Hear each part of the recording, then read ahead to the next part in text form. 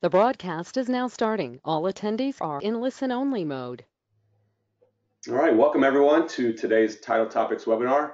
These are ALTA's free presentations we offer every month on issues important to title professionals.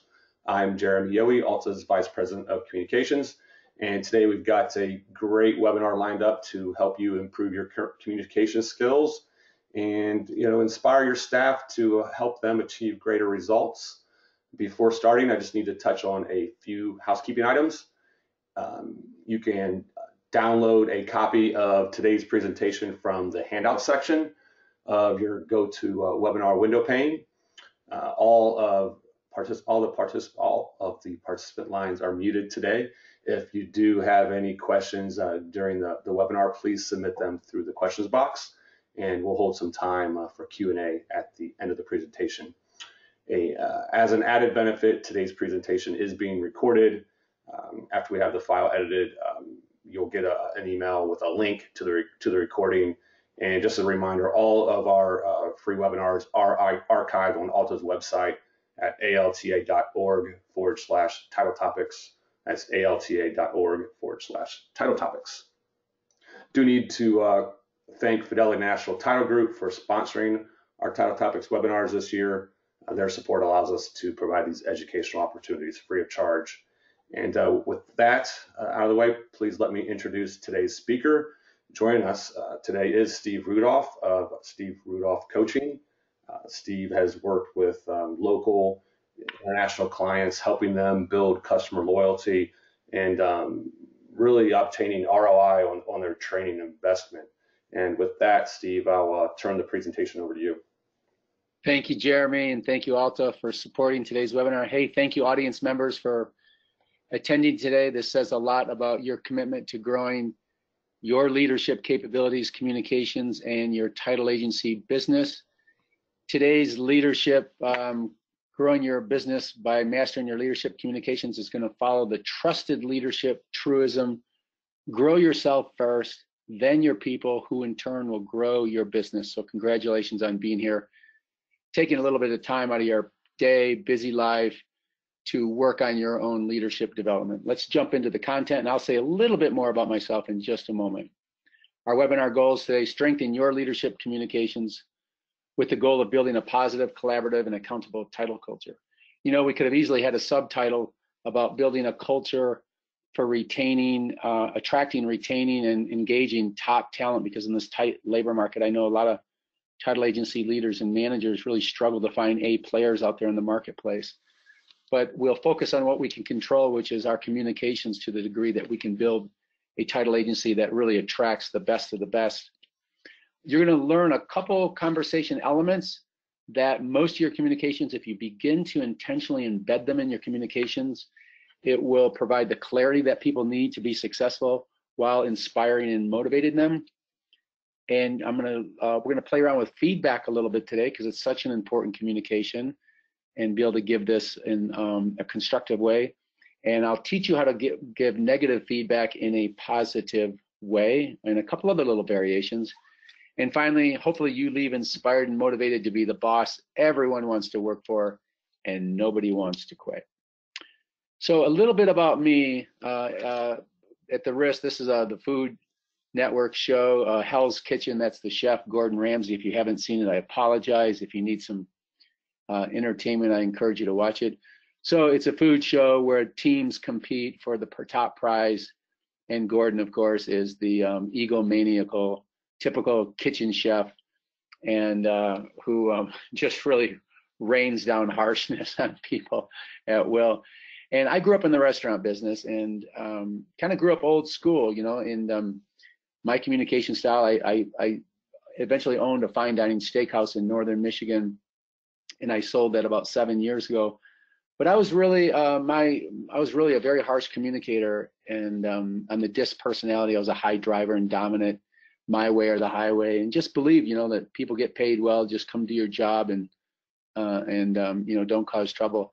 And I really I struggled, you know, keeping good people. Surprise, surprise, right? I was a boss that ran off top talent, and finally, really, you know, had to take a deep look in the mirror and readjust how I communicate. So I had to learn kind of the hard way to watch the words that I say and the tone that we use. So, you know, your mother was right. It's not what you say and how you say it. So I'm kind of a reformed, high-pressured restaurant owner, chef jerk. And I'll share with you some of the conversational phrases that I've learned to just be more intentional about.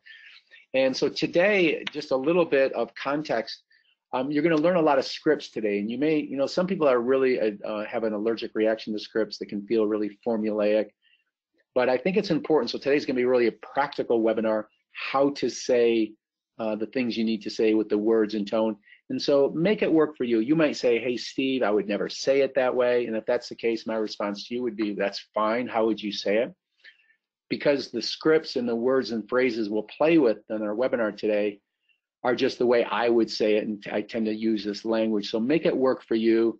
You're only going to be an effective leader and manager when you, of course, have your own natural style at play. I currently live in Asheville, North Carolina. I married an Ashevillean down here with 2 kids. And as Jeremy said on the opening, I've been working in the title agency for almost 10 years now. Would be happy to, on a phone call, share with you who my experiences are and what. And you can always check in with me sometime after the webinar, and I'd be glad to share that with you. Excited to be here today. Let's jump right on in with a few quotes to set the table.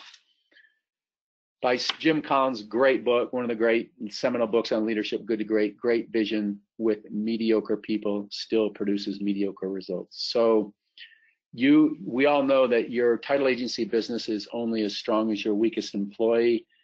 And as we say, good coaching and leadership and management won't rearrange someone's DNA. You really have to start with good people and, of course, coach them up and mentor and guide them. But many of the communication skills today, you know, they just won't work with people that really, quite frankly, don't care, or not interested in really giving 110% to your title agency. So get around the talent piece. We have to work hard, particularly in this labor market, of finding and getting good people on board. My favorite quote: were your people dead when you hired them, or did you kill them on the job? And let's just assume that in your hiring practices that you are hiring warm, motivated, you know, caring, capable people. But then 6 months later, something happens. You know, they've lost the love for the job or they've disengaged, and sometimes it's for personal reasons, we know. But the conversations you'll learn today too will help people get back on track, so you can figure out why are people kind of disengaged. So the good news, we're focusing on what we call 4 walls marketing inside your title agency. What are those communications that you're using that can help people engage or disengage them? And finally, effective communication skills will rarely compensate for low trust relationships. So I think everyone knows this to be true, that you're going to have those individual team members that you just don't have a trusting relationship. And if that's the case, you have to start there, because the techniques you're going to learn today, if you just don't have trust with your people, you know, they're just going to give you the compliance you need, but not commitment. And as leaders, we're interested in commitment, not just compliance. So those are just a few quotes to set some text for the day. My mentor always said there's 2 kinds of employees, fountains or drains. And we really want to try to find fountains, because they tend to come in and shower the workplace with high energy and passion and dedication and commitment. Or the drains, of course, those toxins that will undermine your title agency business vision and mission. And we have to remember the sobering conclusion that, like Gallup survey and other companies that survey workplace employee level satisfactions, is that people don't quit companies, they quit managers. So they quit us. And so we're not the managers and leaders. We're not the only reason people leave. People leave for a lot of reasons, of course. But we do know that managers and leaders should have a 70% variance on employee engagement. So the communication skills we're looking at today is a way to make sure we're engaging people at the right level. A few expectations on today's webinar. This is not performance management or human resource conversations. That could be a different webinar at some point, but today is not HR conversations. And they're not for people who want or need to be terminated from your title agency. So these are not those tougher disciplinary HR verbal or written warning conversations. Today is really the context is leader manager is coach role. These are everyday conversations. They're growth focused, they're encouraging, they're supportive, they're honest and candid, they're forward looking, they're accountable. So just a little bit of context, just keep that in mind today. If you have in mind that one employee that is at risk for an employment termination or so forth, that's not the tools you're going to learn today, although some of these I'll point out will be very applicable in those more difficult conversations. People are 31% smarter in a positive frame of mind. Do you agree with that? Reflect on this for a moment. This is from the book Chris Voss, Never Split the Difference. It's a great book.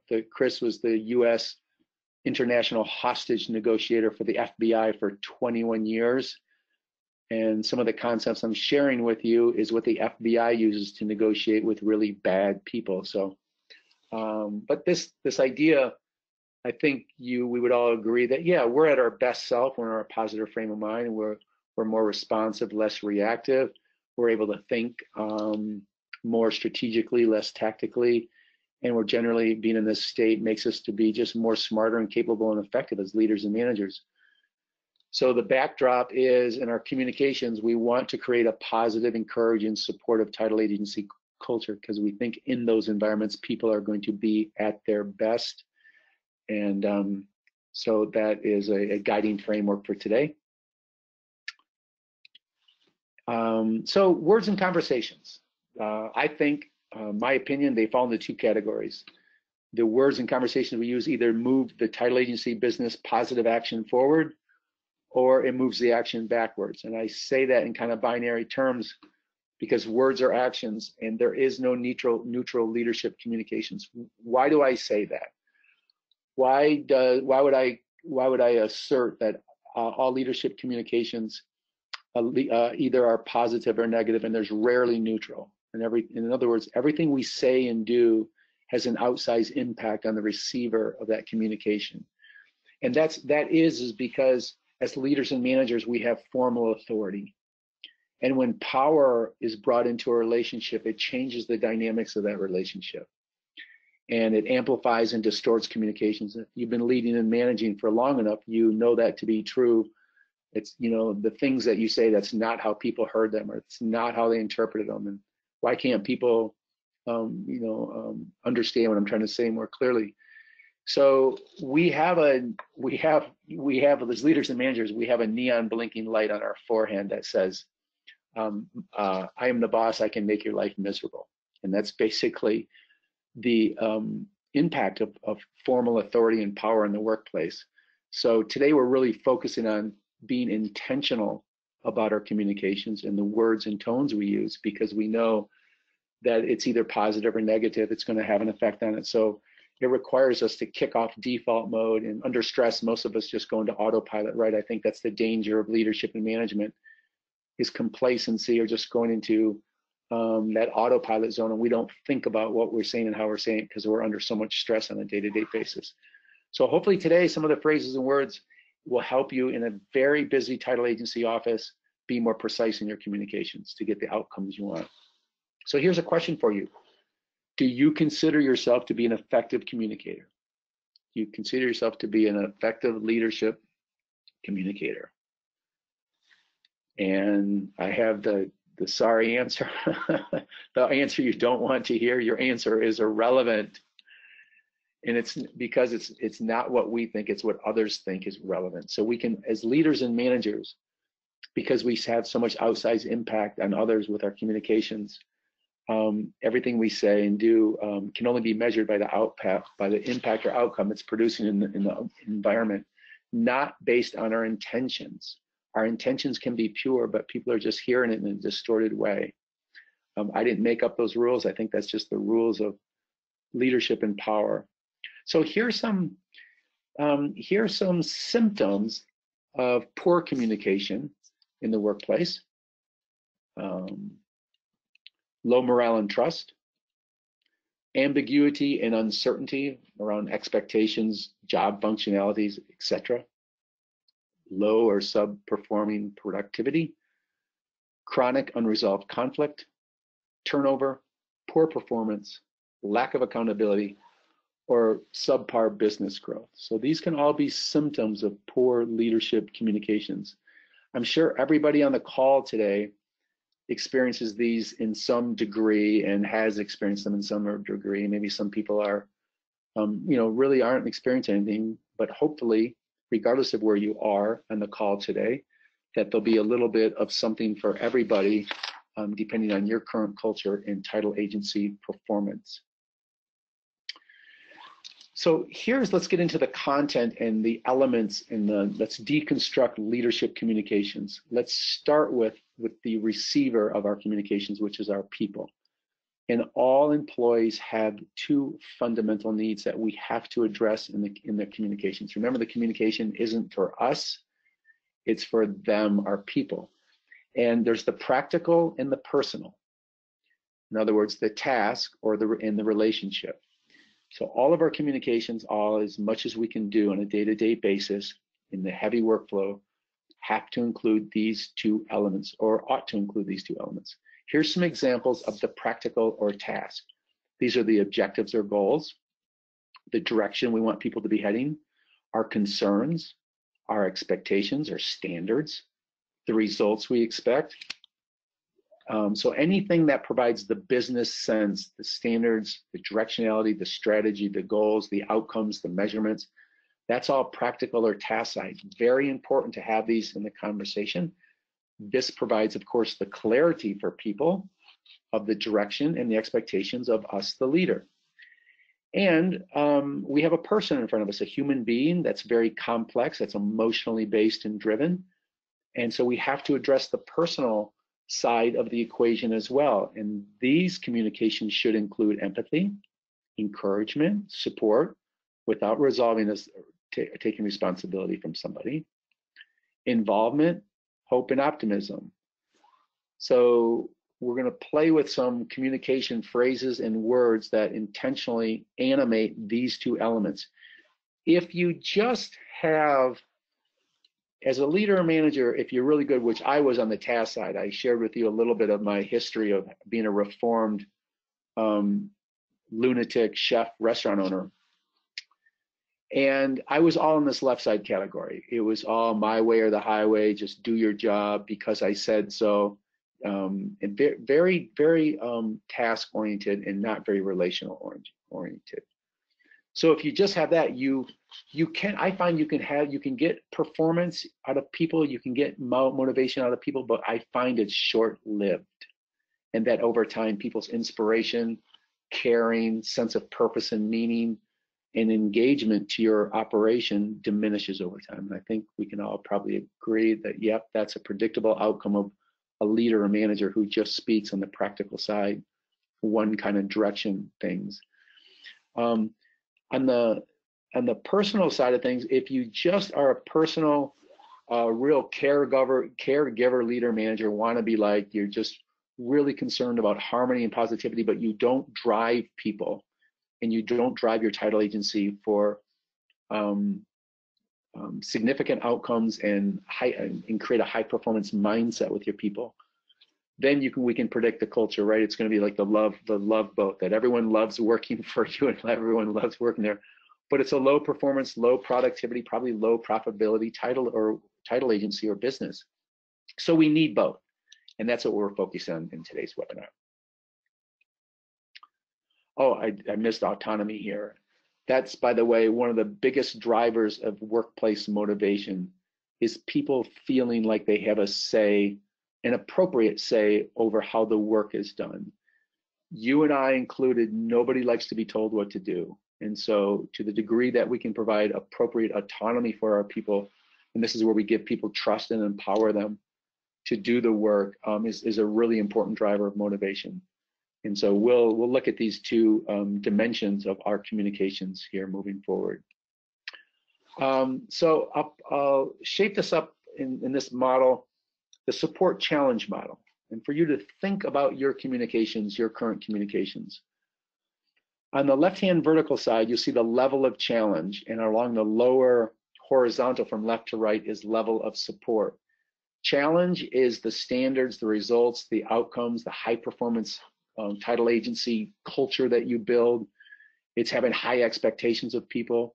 No one's ever been motivated by low expectations, so we know great bosses, one element of them, they make people better. And they make people better by being appropriately demanding and expecting the best out of people. I think we could all say the best boss you've ever had. Most people say, had high expectations, made me better, was a driver, and but also kind of a caring person as well. And that's the level of support along the horizontal axis, to the degree that you provide mentoring and guidance and support and those relationship building aspects where people feel supported. If you've ever, and probably many of you on the webinar today, if you're title agency leaders or managers, which most of you are, you know the stress without support. It's a debilitating place, and over time, you can see that upper orange quadrant, that level of stress, tension, and anxiety leads to burnout and health conditions and absenteeism and turnover. And so it's not a healthy state for human beings to be in for a long period of time. We can do it for short period of times, but it really has an impact on our health and, of course, the performance of your people in title agency. And if you go to the extreme, to the level of the sport, to high off to the right, you can see to the gray box. Well, if you're a manager leader, you provide a positive, supportive, harmonious workplace culture, but people aren't challenged or aren't expected to rise to higher levels of business productivity and outcomes. You get apathy, boring. It's a safe comfort zone place to be. People like working there, but really nothing ever gets done. And your low achievers, of course, your slackers love the gray box, but your high achievers, oh my gosh, that'll run a high performer out quicker than anything, having to work with a bunch of slackers. So obviously what we're trying to get to in our communications is high levels of challenge and high levels of support, which puts us up into the right quadrant, because that's where learning, growth, and development happen. That's where excitement and passion and meaning and purpose happen in the workplace, and that's where results happen. So that's what we're up to today, is trying to communicate in ways that communicates high standards, expectations, and a performance mindset, while showing up in a way that is supportive and encouraging for people. You might just pause for a second, looking at the challenge support model, and reflect on your team or your culture in your title agency or agencies overall. If you could do two things, actually. One, you could put individual X's where you think individual employees are, and that may give you some diagnostic inputs in terms of what they perhaps need to be more engaged, more performing, or more whatever outcome you need from them. And also for your team, think about your culture team. Where would you put the X for your culture and team as a whole? And that may give you an indication too of the leadership style or approach that you might need to flex and adjust moving forward after this webinar today, to get people up into the blue learning engagement zone. So there's the support challenge model. Hopefully that is useful and not just interesting for you. Okay, let's get into some actual examples. We talked about leadership communications. There should be two dimensions or elements to them: the practical and the personal, or the task and relationship. Here's some examples. The black is the practical or task. These negative customer reviews, oops, I'm so sorry. Oh gosh, that's a bad thing to do. I was trying to just minimize the, here we go, I apologize. These negative customer reviews must be fixed. So obviously very task focused. Suggest adding, let's brainstorm solutions together. This is the personal or relationship. Let's break that down. I think why this works is because the let's communicates a we, it's an us, it's a collaboration and cooperation. In brainstorming solution together, it's a forward action that gives people hope and encouragement that we can figure out a solution to our slipping negative customer reviews. So that's adding the personal or relationship. Here's another example. Third quarter revenue is down and costs are up. So there's a data point, it's a fact, it's a business result. We might add to that, we've solved challenges like this before. I'm confident we can turn things around. I think why this works, it can work, is you can see the we language again. It's action oriented. It suggests encouragement and optimism. and you see the I statement, I'm confident. And that sends a message of inspiring and motivating and hope for people that we can turn things around. So there's the second, and here's a third example of the practical plus the personal. Folks, here's my proposed marketing plan. You might add, this team always adds great ideas. Let's discuss this during our Tuesday team meeting. So there's 3 examples for you of what it sounds like for ensuring that you have these 2 key elements in your leadership communications. You can imagine if you just have the task without the personal, it's pretty just cold, isn't it? It's not very encouraging. People don't know what to do or how to fix it. So people can leave feeling demoralized, or they've let you down or let the business down. And so those 2 together, we think are the type of communications that people will respond to in a constructive and positive way. Audience poll. Okay, get ready. Jeremy will organize things here. Question for you. Would be grateful for your, I don't know why that keeps doing that. Here's your question. In your day-to-day work communications, how intentional are you with your words and tone? Very, sometimes, or rarely? In your day-to-day work communications, under stress, how intentional are you with your words and tone? Do you pause and actually give consideration what comes out of your mouth? Rarely. Nope. I'm just on autopilot, cruise control. Yeah, sometimes I do. When I'm in a good positive state of mind, when I'm at my best boss behavior, I do think about it. Oh yeah, pretty often. Very. Jeremy will collate these and give us a report out here. Yeah, Steve, we've got it open right now. Hopefully you guys out there aren't on autopilot. You're paying attention. We'll give you a few more seconds here to get your votes in. Got about 2/3 of you voted. Steve, about 50, about half sometimes. About the other half vary, and just a couple percent rarely. Those are still kind of holding steady here. About 3/4 of everyone has voted. So go ahead and close it and share it here. So again, 52% sometimes, 43 vary, and 4% rarely. Well, that's overall strong. It sounds like our audience today is fairly intentional managers and leaders out there that are really paying attention. And it also sounds like there's some opportunities for people to shift over to that vary to even get greater outputs and results that you're looking for. So thanks, everybody. It seems like we have some very effective leaders and managers on our webinar today. This Gallup survey, only 1 out of 13 employees responds positively to criticism. I actually think that's pretty darn good. I don't think many people respond positively to criticism. And so we're going to move into feedback here and giving people, moving into feedback conversations. But it's a good reminder that that criticism by itself is a fairly ineffective leadership communication tool. So outright just criticism is something we should just probably leave in our desk drawer and not let it come out, because it just doesn't have a very positive impact on folks. So we'll look at how to give, perhaps some tougher feedback in a positive way. And here's a concept I want you to just consider leaving with today. Tell people what you want at the front end, not what you don't want. There's just something about the brain. If you tell them what you want, the brain is going to be more open to receiving your feedback. After all, you have important information to give people. You want them to hear it.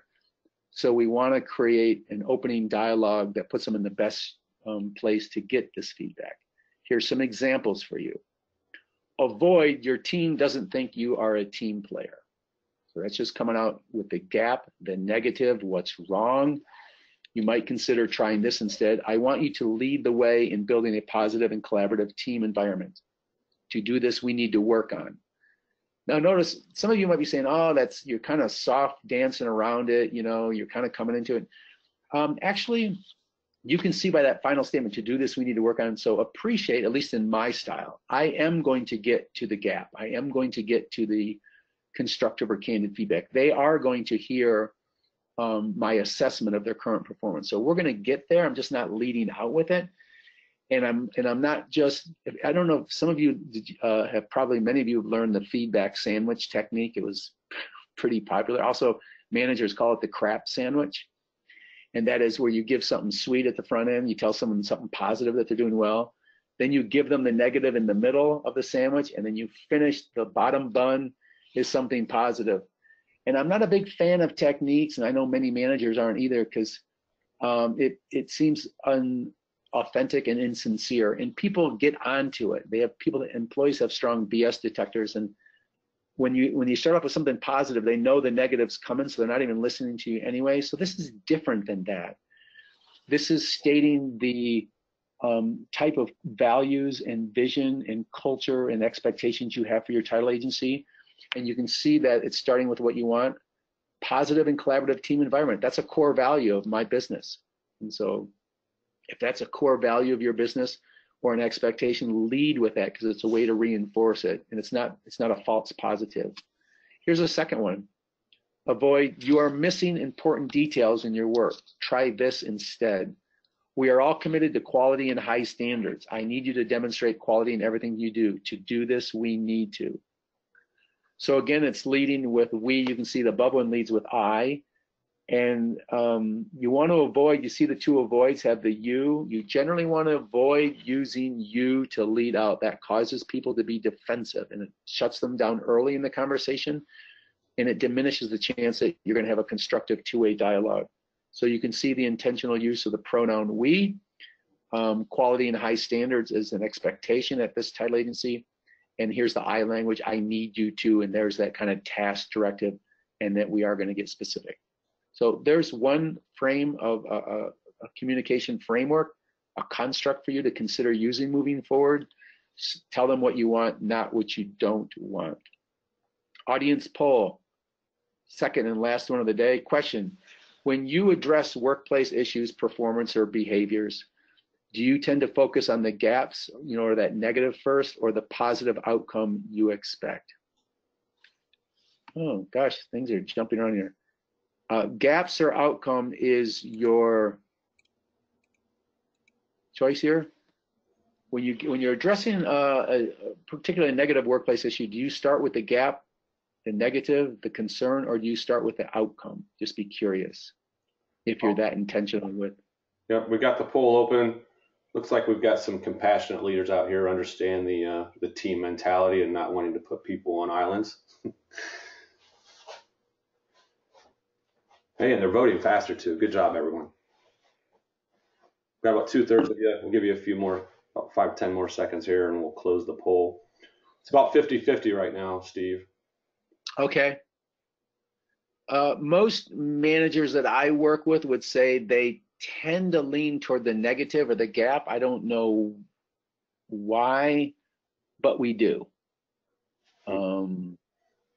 And it's just not as useful most of the time. I've had managers say to me, well, Steve, I've got employees that just say, Steve, just tell me the way it is. Don't sugarcoat it. And so, you'll make adjustments for individual employees because you do want to adjust your communications, know your people, and flex your communications.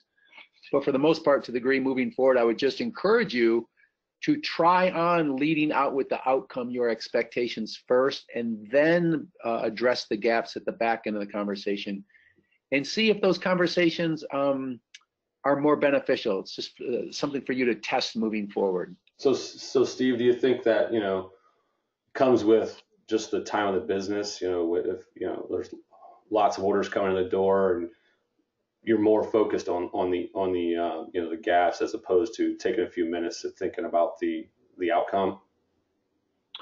I do. I think stress. I think under stress, Here's a performance principle like the Navy SEALs follows and all elite performers find to be a truism, is that under stress, we fall to our level of training, not our hopes and aspirations. Mm-hmm. Under stress, most of us fall, 99% of us fall to our level of training, not our hopes or aspirations. So under stress, yes, Jeremy, I think very much so, it causes us to react versus respond. And what I'm encouraging the audience today is catch a breath and respond versus react, and be intentional about what you start out with that communication with. Yeah, real quick, if you don't mind, Debbie submitted a comment, and she says she explains the gap and then submits the way to arrive at our expectation of positive outcome. Yeah, here's what I'd say to Debbie. Debbie, great contribution. Thank you. Again, it comes back to the relationship you have with the individual. I find that if you have high trust relationships, and you have a workplace culture where there's a lot of rich feedback, people have built up a resiliency to getting a lot of tough feedback. Yeah, those places, if you built a culture like that, yeah, you can lead right on out. Hey, here's a couple of things, Debbie, that I'm noticing that you need to correct. So it depends on the currency of trust in the environment, and I think it works. So everyone's a little bit different, and if it works for you, Debbie, hooray for you. It sounds like you've built a trusting workplace culture that you can tend to lead out with the gap, and it doesn't cause big withdrawals in the trust currency of the relationship. So that's a testament to you as your leadership. That's great. Remember, is it getting the outcome that you want? That's the most important thing. Thanks, Jeremy. Anything else on this topic? No, that's it right now. And the final result was 48% gaps, 52% outcome. Oh, okay. So we have an audience today that is pretty split on this one. It's interesting. Again, I would just experiment, play around with this choices, but again, be intentional and but try the outcome and see how it works for you. Thanks, everybody. Let's move on. So as managers, and leaders, we should be creating feedback-rich environments. I think just talked about that with Debbie, who just weighed in on us this morning. And here's my opinion: smaller, sooner conversations versus larger, later conversations. So I think my encouragement for managers and leaders out there, to the degree that we can create feedback-rich environments where people are getting an appropriate amount of information on how they're doing against expectations, makes for a stronger workplace culture. And people know where they stand. It builds certainty. And it doesn't eliminate having difficult workplace conversations, but I find that if you get good at giving quality, regular feedback to people, it mitigates, gosh, maybe 80% of having to have difficult workplace conversations down the road. So that really should be our goal for leaders and managers in the workplace. And that will lead us into Generation Z and feedback. So what do we know about this new generation in the workplace, the Generation Zers? I've got two of them right now, an 18-year-old and a 22-year-old. Here's just a few quotes to put the feedback into perspective. 66% of Gen Z say they need feedback from their supervisor at least every few weeks in order to stay at their job. And 60% of Gen Z say they want multiple check-ins from their manager during the week.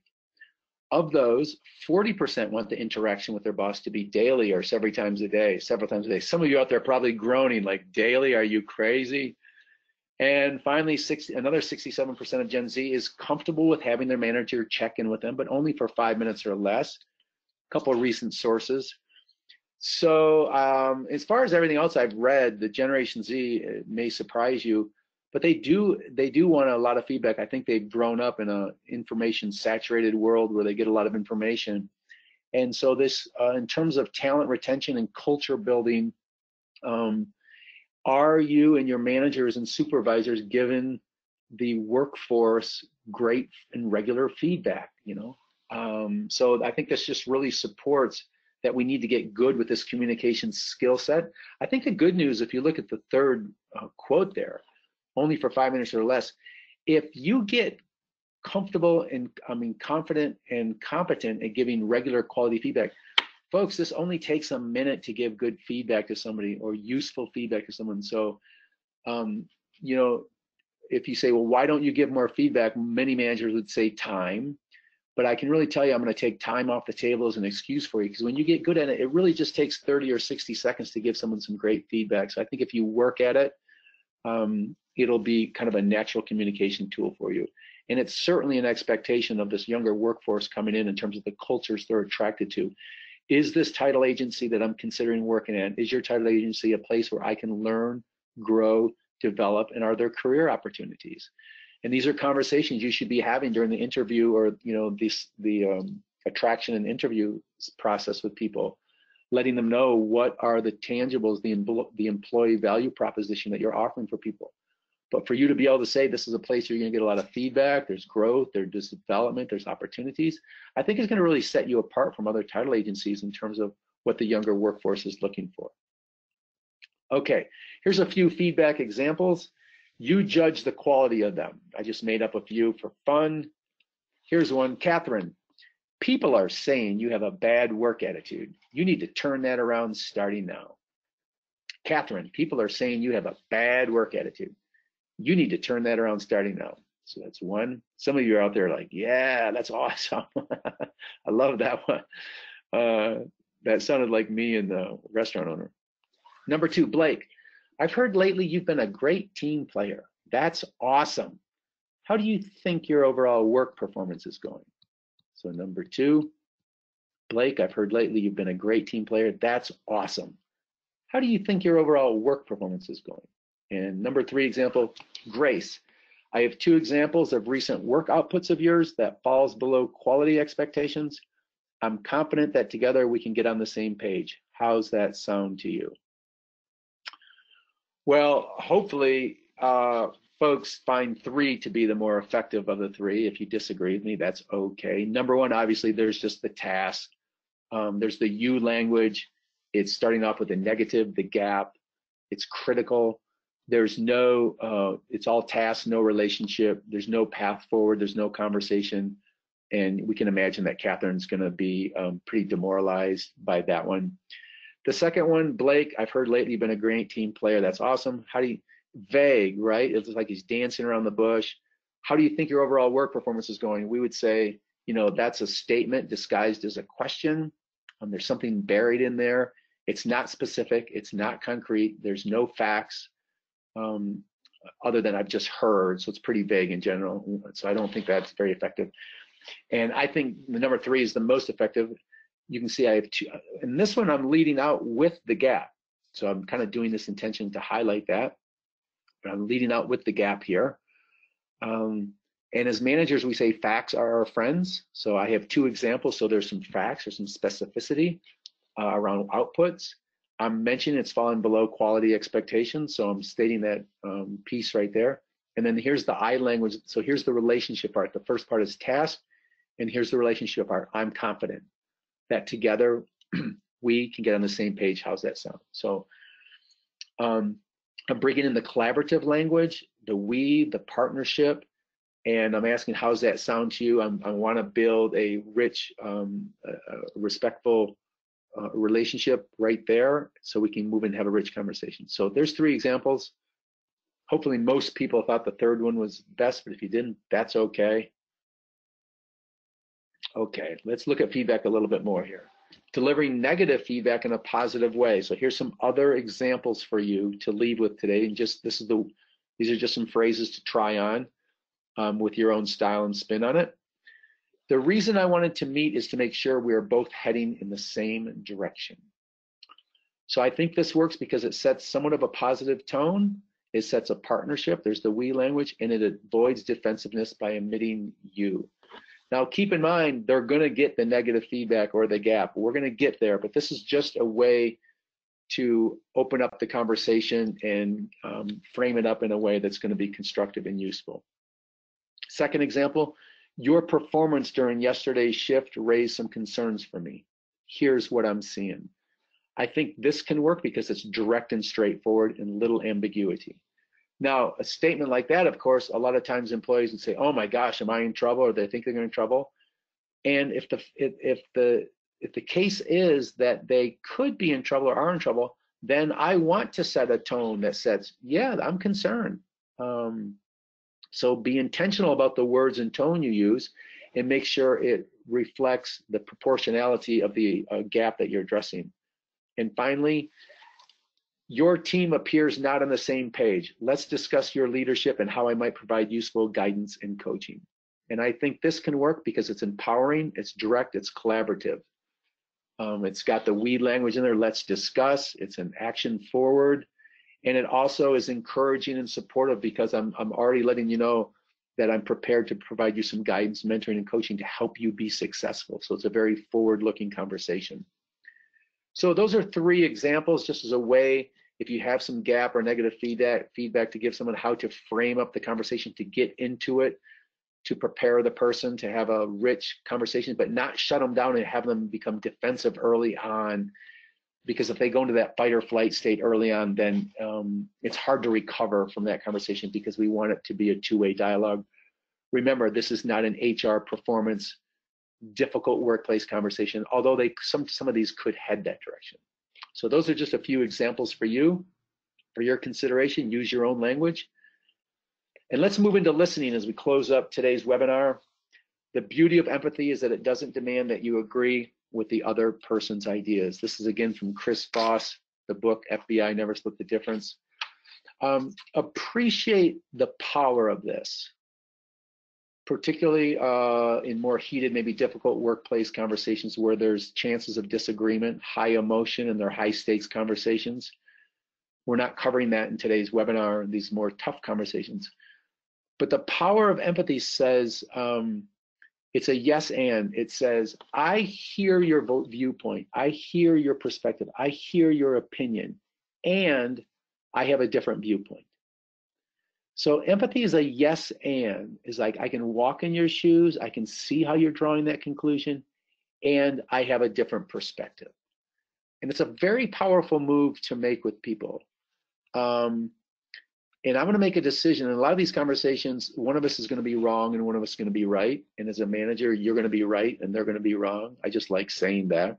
But the truth is, work is not democracy. And as leaders and managers, you have to make tough decisions. And you're going to agree to disagree with some employees. But the power of empathy is a very awesome tool. It's that Stephen Covey's notion of seek first, understand, then be understood. I know it says easy does hard. But here's a case for it right here. Here's a level of listening model from 1 to 5. So for just a second, I won't read all these bullet points. You can read them as well. But 1 is just ignoring. You start a conversation with someone, right? And they start looking at their phone or something. It's just basically ignoring the person. That's level 1 listening. Level 2, pretend listening. You're hearing but not really listening. You might respond with, yeah, I see, but your eyes kind of wander off, have that, what I call the 1,000-yard gaze. Selective listening. You're paying attention as long as you're interested in it. And you dismiss their views if you have a different opinion, and you can easily slip back to pretend or ignore. And 4 is more attentive. You are showing up as a stronger listener. You're carefully listening to the other person, but your mind is going, right? You've got that filter. You're evaluating to see if you would agree, disagree, or whether they're right or wrong. You're mostly formulating your response. So keep in mind, levels 1 through 4 are pretty self-oriented. You're really thinking about, you're judging and perceiving what the other person is saying. It's probably where our politics are in our country today, right? Very polarized.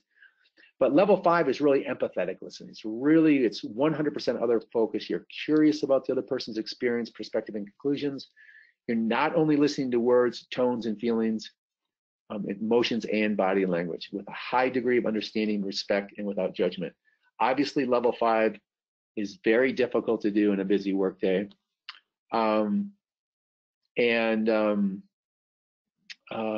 Because our minds just naturally filter out what other people are saying. So just pause for a second, write down or self-score yourself. Or what would your employees say your level of listening is on a day-to-day basis, not when you're at your best or not when you're under most stress or at your worst, but on a day-to-day basis, how would you score yourself? Give yourself a score. I had my wife take this, which wasn't fair at all. So context is everything, right? Levels of listening at work, not at home. I think I'm a better listener at work than at home. At least I think so. But my wife gave me a 2.4. I thought that was pretty cold. I thought I was better than that. But remember, it doesn't matter what I think. It's irrelevant. It's only the impact on the other person. And here's a follow-up question. What would be a listening commitment you make moving forward from today's webinar? How could you get closer to a 5 on a day-to-day basis? And if you were to do that, what would be the impact or result? So just consciously make a little commitment for yourself. And this comes out of the book, Never Change, Never Split the Difference. This is what the FBI uses for their behavioral change staircase. And so remember, they're in negotiations, which many of our conversations at work with employees, we're trying to negotiate and influence and persuade. But look at over time, the power of listening and building trust in relationship is when you active listening with intentional empathy, it builds rapport, i.e. trust. So this is our trust ladder. And when people trust you, they're going to be more open to being influenced by you and by us. And as leaders and managers, right, we're really in the behavior change business, because aren't we often trying to get our employees to change their behavior, change a workflow process, change something to improve efficiencies or effectiveness? So as leaders and managers, we're largely in the influence business. We're trying to persuade and influence people to go a direction with us, with the company. And the ultimate goal is behavior change. So if our ultimate goal as leaders and managers is to get more productivity, more collaboration, more teamwork, more profitability, more attention to waste, loss, and workflow processes, then we should pay attention to what's accepted as how most people go through behavior change, and look at the power of active listening and empathy to build trust and rapport. So that's the business case for becoming a great listener, is people are going to be more influenced by your ideas and going in a direction with you in behavior change. And the final conversation that we should be paying attention to, we're not going to have time to go into with a great degree, is the recognition conversation, which recognition is a form of feedback. And high recognition companies have a 32% lower voluntary turnover than companies with poor recognition cultures. So it'd be real remiss today, talking about feedback and communications, to not talk about a special kind of leadership communication called recognition. And it's obviously one of the least expensive forms of resources that you have to really make a difference in people's engagement levels and the culture you're trying to build at your title agency. So with that, finishing on recognition conversation, Jeremy, we'll open it up with a few minutes to go today to see if we have any Q&A. Yeah, Steve, thanks. Great practical advice on, how to communicate with others. Seems to me that great precepts that could be applied not only to the workplace, but just your personal life, your spouse, your parent, if you're a coach, building that team collaborative, unity, and not just, it's you against me. But as Steve said, we have a little time for Q&A. If you have any questions, please submit them through the questions box. We have had a few come in so far. Steve, Ashley was curious about, when you're talking about trust with, your employees, or your employees' trust with the manager, how do you gauge the authenticity of it? How do you measure it? Is it through maybe a survey? How do you get those results? Yeah, great question, Ashley. I always would encourage a regular employee engagement survey. I think those are really useful tools to baseline in the workplace and give you a good starting point. So I'd really encourage you, and to the degree that it can be anonymous and there's integrity around the survey process. And of course, with surveys and workplace assessments, it's really important that you follow up on them. I think it's a managerial sin when we put out surveys and people never hear from them and we don't do anything with them. So don't do a survey or an assessment if you don't have sincere plans to have a follow-up actions about that and communicate it back to the employees. Here's what we heard. Here's, as a management leadership team, what we're going to do about it with your involvement. And otherwise, we just make things worse. So I think, Ashley, that's a great place to start. Yeah, good advice. This might be on the fringe of maybe more an HR conversation, but Deborah asked, how do you get out of a conversation, with an employee that wants to keep talking and talking and talking, without sounding dismissive or not being empathetic with what they're going through? Yeah, well, I'll tell you, I had a great mentor, and she told me one time, and she was a coach of mine, and she said, Steve, because I was going on and kind of lamenting about all the woes of my world, and she said, Steve, I care about your problems. I'm just not that interested in talking about them for too long. Now, that was kind of a stomach punch. I don't encourage you to say that, but that was obviously, I haven't forgotten about that. That was like 12 years ago. So here's the hard truth. One is our people don't hijack our workplace conversations. We allow them to. So in these workplace conversations, we have to be in control of the conversations. And one really effective skill to get good at is to set strong agendas. Hey, Mike, I've got 15 minutes. We've got a hard stop at 1:20. How does that work for you? And keep the time and let them know, we have 5 minutes remaining. We have 3 minutes remaining. What's left on your mind? So we have to set firm boundaries around these conversations and follow them. And that's, I don't know of any better way to say it than just to make sure that we monitor them and say, oop, time's up. It sounds like you have more to talk about. Is that right? Well, let's set up another one-on-one and make sure that we get that covered. But for now, thanks for the conversation. Yeah, I think having that, those guidelines kind of, spelled out, it helps both sides. Yeah, because here, listen to the power of this. When I say, Jeremy, we have 15 minutes, we have a hard stop at 1:30. Does that work for you? And when Jeremy says yes, now we have an agreement. Mm-hmm. And trust doesn't exist in the workplace without agreements, and agreements don't work without a trust. So we've got an agreement. So once we've made that agreement, then that really helps solidify, well, we agreed to stop at 1:30 and it's 1:30. Yeah. We've got a couple more minutes and then we'll wrap up. A couple more questions have came in. Maybe a few questions on the younger workforce and being able to attract and retain. I don't know if there's any more additional color you have, Steve, on how do you engage the younger workers? You talked about they do like having a little bit more check-in throughout the day or throughout the week. I mean, is that just part of making that your company culture? It is making it your company culture. First of all, in terms of attraction, I know some successful title agencies, they have found some what I call talent hotspots. For example, finding some great title agency people, because title agency work is so detailed, so much of it is really detailed work. They have found some hotspots. They got local community colleges through accounting departments. They find students that are in accounting make for great title agency workers just because of their personality style of conscientiousness. So really, rather than just throwing out that big net out there, I think to the degree that you can find hot spots of talent that kind of fit that profile of the title agency worker that you need, I would really encourage you to be more strategic that way. And then finally, the working with the generation, I'm a baby boomer, so I've had to find ways to be just way more communicative than I'm used to or comfortable, and also kind of an extrovert.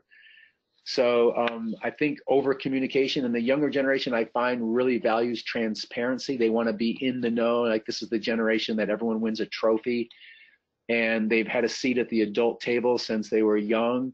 And so I find that younger generation, they don't really care about your title.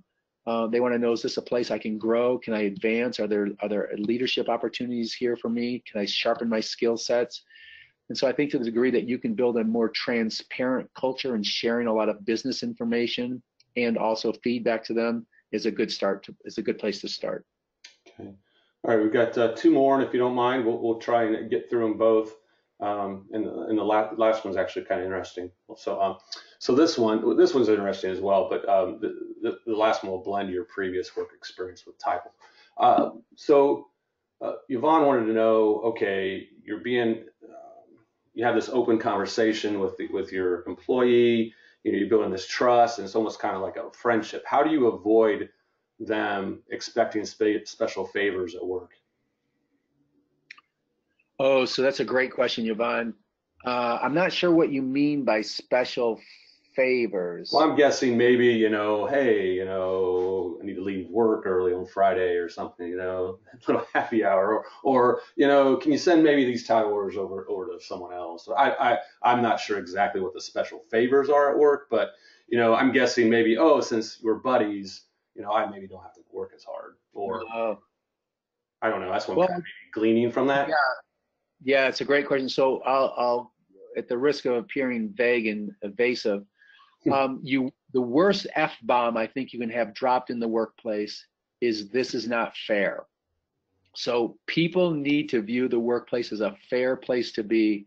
And if it's perceived unfair, I think that's when morale can really start to go down. So a way to combat unfairness is consistency. And there's a natural tension we will always have to resolve between being consistent, but also building a flexible work culture that accommodates people's special needs in their lives without a view. And you never want to appear cliquey, and you never want to appear like you have favoritism. So it's just a natural tension you have to resolve, because you do want to give people flexibility in the workplace, but be consistent, make sure that you're being viewed as fair.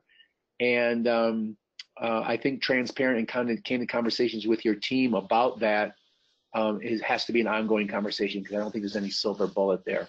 Yep, fairness, definitely. And Yvonne followed up. Leaving early, taking extended time off, feeling as if they shouldn't have to do certain tasks. So you definitely have to apply your same philosophy to all of your employees. So we are a couple minutes over, but if you don't mind, indulge us. John had a question. He wants to know, how is Title like a restaurant, Steve? Thanks, John. Great question. Well, the title agency I've been in, it's like a restaurant in that it's very fast paced. There's a tremendous amount of pressure to get high quality orders through the system in an efficient manner so you can maintain your margins. And like the rest, I'd say this title industry, my goodness, the cost of errors can be really, really expensive. And so we have high consequences for poor quality work. And because of the risk in the title agency, I think it's just enormous. I've seen some of the dollar amounts associated with fraud and errors in files and so forth.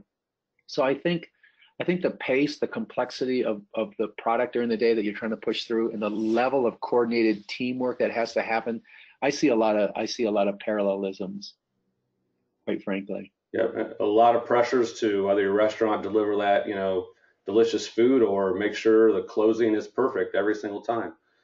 Yeah, and the customer, like the title industry, like the restaurant business, the customer doesn't care how good you were yesterday. We can't rest on our laurels. And I think that's the biggest challenge, John, is how do we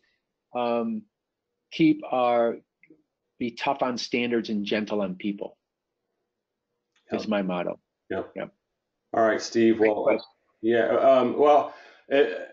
we're kind of a couple minutes past the top of the hour. Steve's contact information is on the last slide of the presentation. So if you're interested, hit him up. Looks like he's on Facebook, Twitter, LinkedIn, email, phone still. Good job. All right. As a reminder, if you missed parts of today's webinar, you think others in your office would benefit from listening, a recording of the presentation will be available. You'll have a link, directly to access it. Recordings will also be archived on the Alta website, alta.org/title topics. Looking ahead to next month, we will offer our final compliance webinar of 2019, and we'll be discussing, various business insurance coverages that you should be considering to protect your company. And I also need to thank Fidelity once again for sponsoring our Title Topics webinars this year. Also, a quick reminder of anyone on the call, to make sure your company is confirmed in the ALTA registry. Being an ALTA member or a policy forms license holder does not mean your company is automatically in the registry. So go to alta.org/registry for more information and make sure your company's in there. Again, thank you, Steve, for sharing some wonderful insights on how you can improve your communication skills. You're welcome, Jeremy. Thanks for having me. Well, no problem. And with that, that'll bring us to the conclusion of today's presentation. Take care, everyone. Thank you, everyone.